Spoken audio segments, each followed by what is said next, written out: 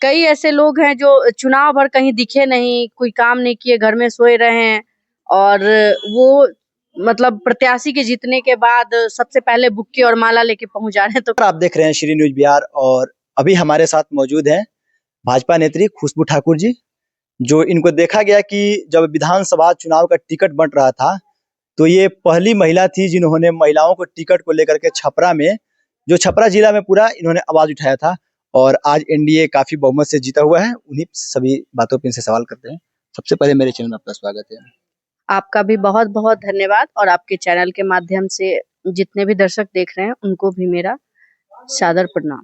आपको देखा गया कि जब छपरा जिला में जब टिकट का बंटवारा हो रहा था, एक भी महिला को टिकट नहीं मिला था, उस समय आप सबसे पहले आवाज उठाई थी महिलाओं को टिकट को लेकर के।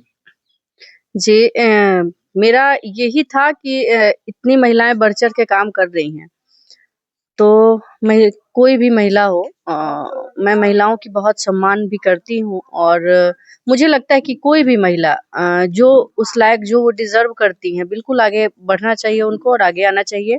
तो मुझे थोड़ा बुरा लगा था जब कहीं महिलाओं के नाम नहीं चल रहे थे। तो 10 विधानसभा में ऐसी कोई महिला नहीं है, शायद हमने यही लाइन लिखा था कि 10 विधानसभा में ऐसी कोई क्या महिला नहीं है जिनको टिकट दिया जा सके। उसके अगले दिन ही सूचना ने, अगले दिन नहीं, 2-3 दिन बाद ही ऐसा आया कि छोटी कुमारी को छपरा से टिकट दिया गया है भाजपा से। तो बहुत खुशी हुई थी कि चलो किसी महिला नेत्री को आपकी आवाज उठाने का बाद भाजपा से भी टिकट मिला, उसके बाद राजद भी टिकट दिया छपरा में, छपरा जिला में। उसके बाद खेसारी लाल के पत्नी जी को भी नाम चला था लेकिन उनका नाम नहीं आया, खेसारी जी का नाम आया। मतलब आपकी आवाज उठाने के बाद ही, उसके बाद आपकी जो पार्टी है एनडीए, खास करके आप तो भाजपा नेत्री हैं, लेकिन एनडीए जो आपका गठबंधन है पूरे बिहार में भारी बहुमत से जीत हासिल की, उस पर क्या कहना चाहते हैं? देखिए, इसके लिए तो मैं सबसे पहले जो हमारी सम्मानित जो जनता है, जनता ही भगवान होती है और आज जनता ने जो सम्मान दिया है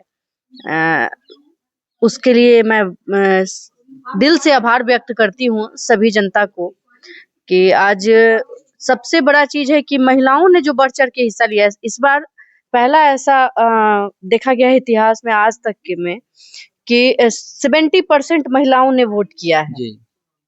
और ये इस बार का जो चुनाव था, इस बार का जो वोट मांगना था वो सिर्फ विकास के मुद्दे पे हमने मांगा है जी। और हमारे जो प्रधानमंत्री जी हैं, मुख्यमंत्री जी हैं, उनके इतने किए गए कार्यों की वजह से आज महिलाओं को देखा जाए तो हर स्तर पे इतनी बड़ी सुरक्षा मिल रही है। बाहर निकल के महिलाएं काम कर रही हैं, महिलाएं आज भी स्वच्छ जीवन जी रही हैं, बाहर निकल रही हैं। तो कहीं ना कहीं हमारे यशस्वी प्रधानमंत्री जी और हमारे मुख्यमंत्री जी का देन है जिसके कारण ये सफल हुआ है। अच्छा, आप कह रही हैं कि इस बार महिलाओं ने काफी मात्रा में वोटिंग की है, इसके पीछे काफी मात्रा में देखा जाए लोग आवाज उठाए, जैसे महागठबंधन के लोग हो या कोई विपक्ष के लोग हो, बोल रहे हैं कि 10,000 रुपया बांटा गया है, उसका ज्यादा फैक्टर और ज्यादा प्रभाव डाला है जो महिलाओं को वोट देने के लिए मजबूर किया और ज्यादा लोग महिलाएं वोट की। इसका क्या सच में 10,000?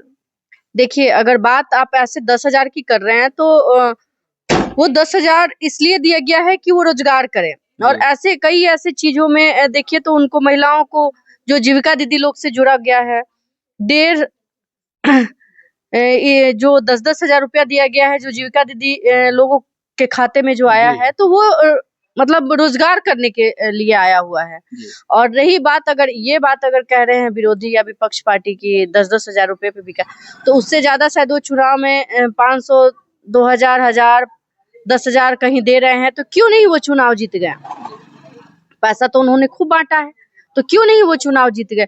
देखिए, ये पहला चुनाव था जो विकास के लिए, विकास के बल पे जीता गया है। जो हमारे माननीय प्रधानमंत्री जी और माननीय मुख्यमंत्री जी ने इतने सारी योजना जो दिए हैं, उसका लाभ इसमें बढ़ चढ़ के महिलाओं ने दिखाया। अच्छा, आपका एक अभी कुछ दिन पहले पोस्ट देखा गया है जिसमें आप जिक्र की है कि जब चुनाव हो रहा था तो मेहनत करने के लिए जितना लोग आगे नहीं आ रहे थे, आज प्रत्याशी को जीतने के बाद माला पहनाने के लिए आगे आ रहे हैं। कौन से वो लोग हैं जो माला पहनाने में सिर्फ रखते हैं और काम करने में नहीं रखते हैं आगे?